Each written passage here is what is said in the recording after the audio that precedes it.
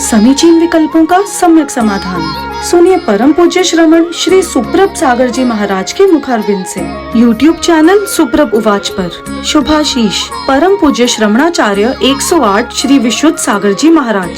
सानिध्य श्रमण सुप्रभ सागर जी महाराज। ओम नमः सिद्धेभ्य।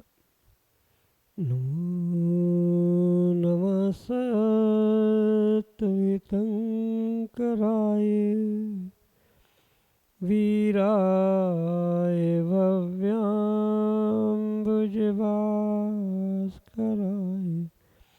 अनंतलोकाय सुरार्चिताय देवादिदेवाय नमो जिनाय देवादिदेवाय नमो जिनाय।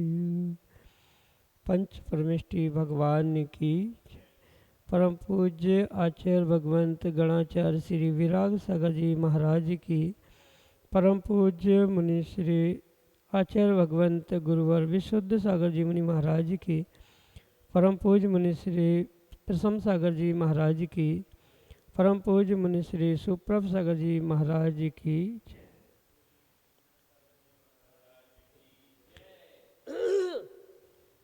समीचीन विकल्पों का सम्यक समाधान। सम्यक ज्ञान की वह अनूठी विधा जो हमारे मन को निर्विकल्पता की ओर ले जाने वाली है, क्योंकि मन की निर्विकल्पता ही आत्म का वास्तविक सुख है। और ऐसे आत्म कल्याण की अनूठी विधा परम पूज्य आचार्य भगवंत गुरुवर विशुद्ध सागर जी महाराज के मंगल सुभाषिष से उन्हीं के सुयोग से परम पूज्य मुनि श्री सुप्रभ सागर जी महाराज द्वारा प्रतिदिन आपको प्रदान की जाती है। तो ऐसे आत्म कल्याण की अनूठी विधा से आप भी जुड़ें और अपने मन के विकल्प को समीचीनता के साथ परम पूज्य मुनि श्री तक प्रेषित करने का पुरुषार्थ करें। परम पूज्य मुनि श्री आपको निश्चित ही आपके मन के विकल्प का सम्यक रूप से समाधान आगम के परिप्रेक्ष्य में प्रदान करें। वही सम्यक समाधान आपके कल्याण का अवश्य ही पथ प्रशस्त कराने वाला होगा, क्योंकि जब किसी निर्ग्रंथ गुरु से हमें हमारे ही मन के विकल्प का सम्यक रूप से समाधान प्राप्त हो जाता है तो निश्चित ही वह हमारे कल्याण का पथ प्रशस्त करा देता है। ऐसी आत्मकल्याण की अनूठी विधा प्रारंभ करते हैं। और आज के पहले विकल्प के लिए अमरावती महाराष्ट्र से रजत जैन महर्षि के चरणों में बारंबार नमस्ते निवेदित करते हुए अपना समीचीन प्रश्न रख रहे हैं कि महाराज जी, कुछ दिन पहले ही हमने एक पुस्तक पढ़ी थी, स्तोत्र मंत्राचे विज्ञान। ये पुस्तक, इसमें मैंने जाना कि हिंदू संस्कृति में जो स्तोत्र मंत्र रचे गए हैं उसके पीछे का विज्ञान क्या है। धर्म और विज्ञान एक ही सिक्के के दो पहलू हैं, ये भी जाना। लेकिन ये सब बातें उस पुस्तक में हिंदू दृष्टिकोण से बताई गई हैं। अब मैं यह जानना चाहता हूँ कि जैन धर्म में रचे गए स्तोत्र मंत्र के पीछे विज्ञान क्या है, उसका अभ्यास कैसे करें और उसकी अनुभूति को हम कैसे प्राप्त करें। हमारे समीचीन विकल्प का सम्यक समाधान करते हुए मार्गदर्शन करने की कृपा करें। नमोस्तु महाराज जी, नमोस्तु। ओम नमः सिद्धम। परम पूज्य आचार्य भगवान गुरुवर विशुद्ध सागर जी महाराज की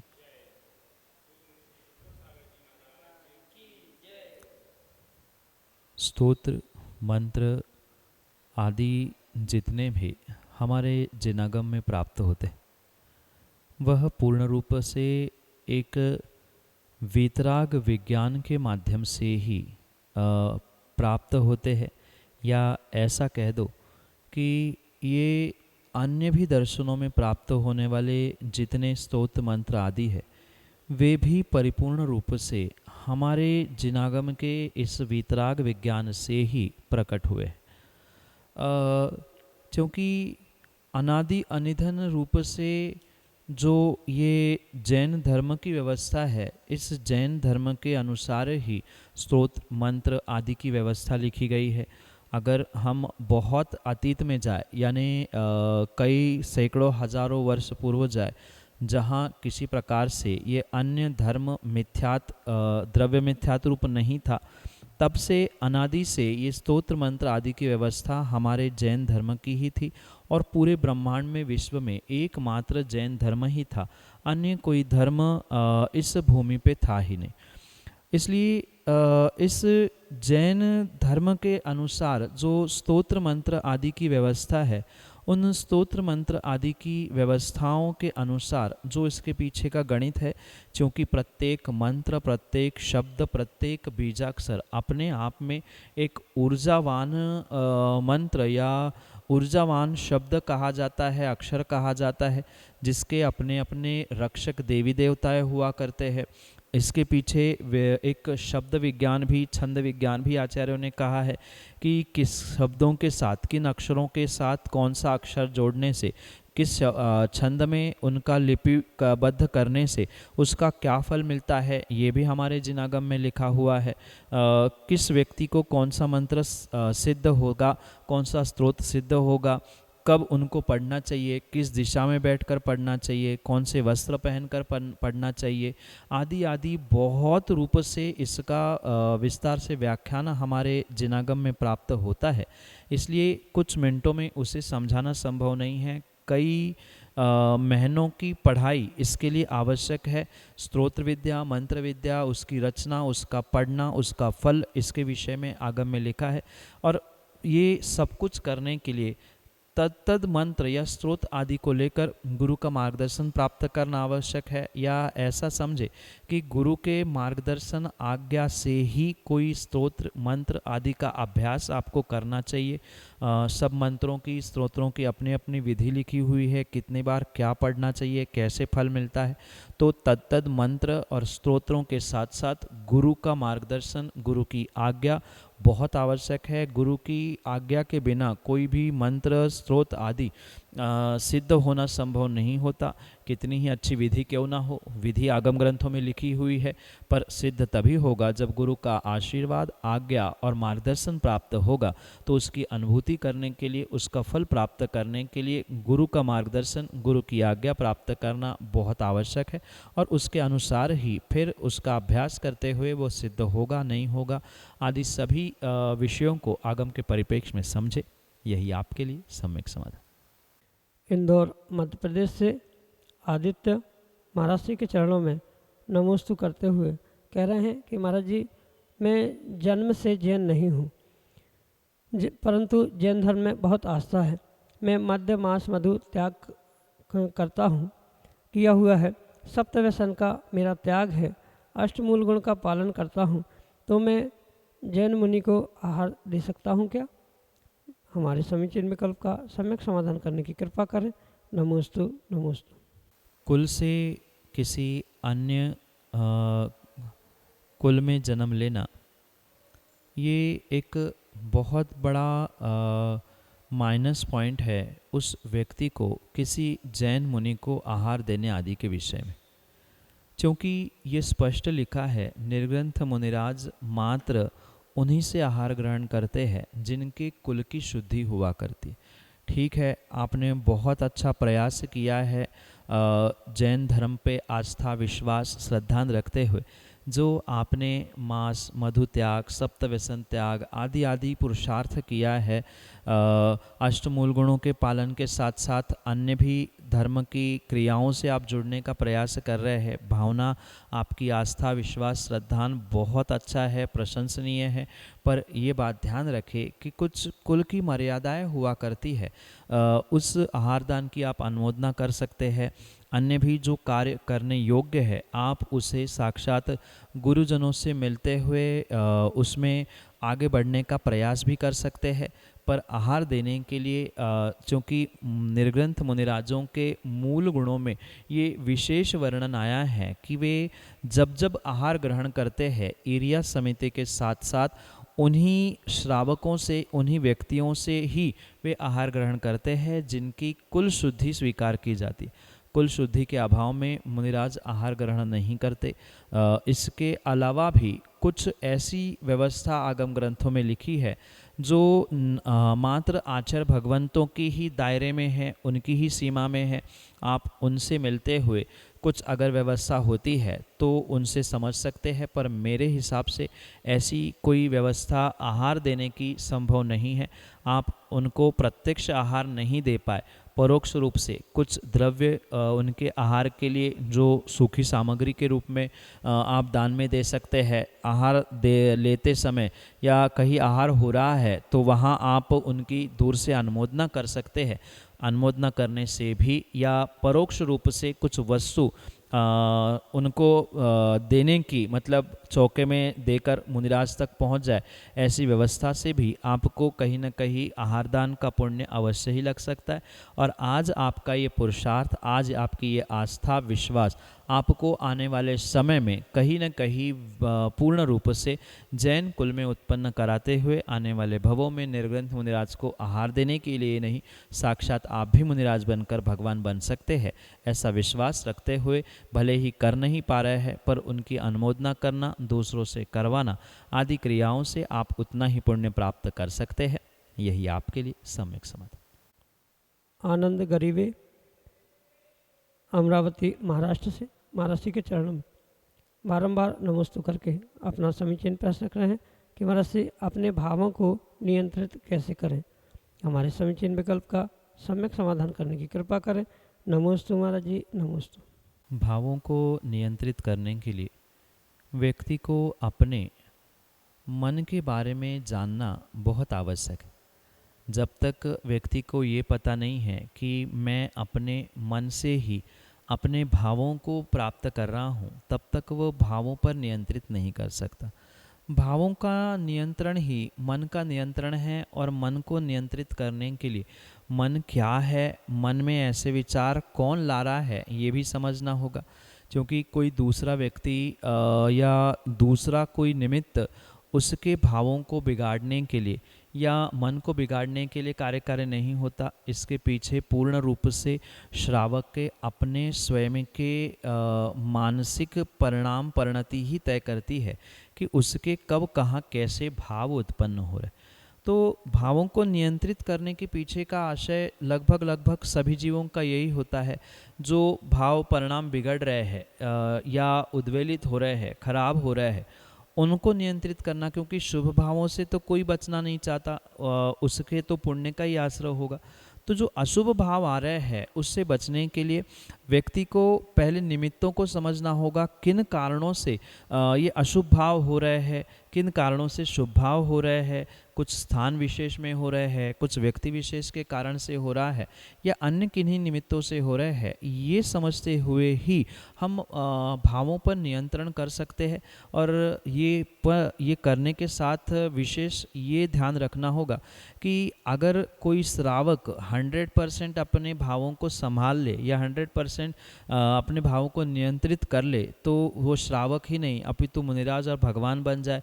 पंचम काल में संसारी जीवों से ये उम्मीद रखना या अपने आप से भी ये उम्मीद रखना कतई उचित नहीं है। क्योंकि भावों का कहीं न कहीं द्रव्य, क्षेत्र, काल आदि का निमित्त नैमित्तिक संबंध होने से वैसे परिणाम भी होते हैं। तो निमित्तों से बचना, निमित्तों के बचने के साथ साथ विपरीत भावों का विपरीत फल मुझे कर्माश्रव के रूप में मिलने वाला है, ये भी पुनः पुनः सोचना। इनसे कुछ अंशों में एक श्रावक अपने भावों को नियंत्रित कर सकता है। यही आपके लिए सम्यक समाधान।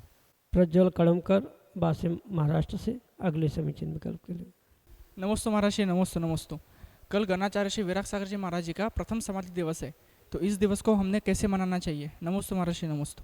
समाधिवीर आचार्य भगवान गणाचार्य विराग सागर जी का जो प्रथम समाधि दिवस है, ये वास्तव में प्रत्येक श्रावक और साधकों को एक उपकार दिन के रूप में ही मनाने की आवश्यकता है।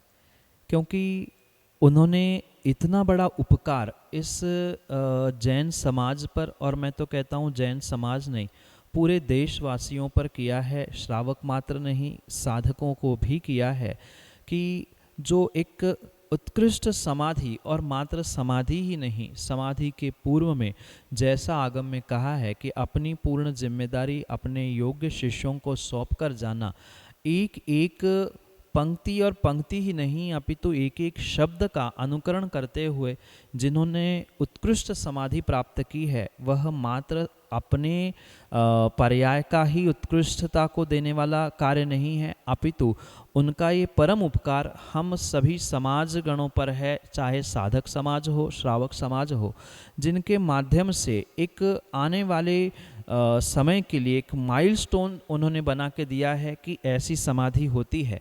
भले ही समय अल्प हो, अल्प समय में विवेक पूर्वक अपने जिम्मेदारियों को सौंपते हुए जो उपकार आगे समाज के लिए व्यवस्थित करके गए हैं, क्योंकि तीर्थंकर भगवान के विषय में ऐसा कहा जाता है कि उनको किसी प्रकार से आहार करने की आवश्यकता नहीं होती, पिछी कमंडल की भी आवश्यकता नहीं होती, पर आने वाले समय में वह निर्ग्रंथ मुनिराज कैसे आहार करेंगे, श्रावक उन्हें आहार देकर कैसे पुण्य बढ़ाएंगे, पिछी कमंडल कैसे प्रयोग में लाया जाएगा, ये सब कुछ बताने के लिए ये परम आवश्यक हुआ करता है। इसलिए तीर्थंकर भगवानों ने जैसा पुरुषार्थ करके एक धर्म तीर्थ को चलाने का प्रयास किया, मैं तो कहता हूँ वे शायद भावी तीर्थंकर के रूप में ही उन्होंने ऐसा समाज पर वर्तमान काल में एक उपकार किया है, जिसके माध्यम से उन्होंने ये महती अनुकंपा हम सब पे की है। तो जो उपकार, जो अनुकंपा उन्होंने वात्सल्य का परिचय देते हुए, निष्पृता का परिचय देते हुए की है, वह उपकार के रूप में करते हुए ये अवश्य ध्यान रखें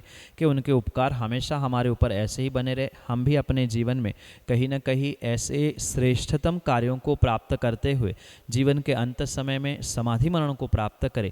इसी भावना से जितनी अधिक प्रभावना के साथ, चाहे विधान हो, पूजन हो, 2 दिवसीय 8 दिवसीय, ये तो और अच्छी बात है कि तभी अष्टानिका भी प्रारंभ होने जा रही है। तो अष्टानिका महामहोत्सव और गणाचार्य विराग सागर जी का प्रथम समाधि दिवस, ये सब कुछ आनंद उत्साह के साथ बहुत जोरों शोरों से प्रभावना के साथ प्रत्येक श्रावक और साधक को एक उपकार दिवस के रूप में ही मनाना चाहिए।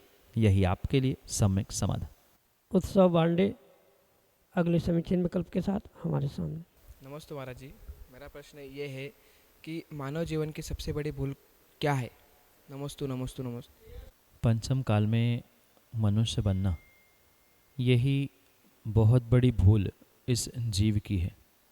और पुनः मनुष्य बनने के बाद भी जो अपने मानव पर्याय को, मनुष्य पर्याय को नहीं जानता, उस मनुष्य पर्याय में करने योग्य श्रेष्ठ कार्यों को नहीं करता, वही उस मानव की बहुत बड़ी भूल है। क्योंकि ऐसा आगम में आचार्यों ने कहा है, तीर्थंकर भगवान के दिव्य ध्वनि में खेरा है कि खोटा काल पंचम काल है, और पंचम काल में मनुष्य बनना ये बहुत बड़े पाप का उदय है। और ऐसे पाप के उदय को प्राप्त करने के बाद भी अगर मनुष्य धर्म कार्यों में अपने आप को संलग्न नहीं करता है, तो वह उसकी भूल है।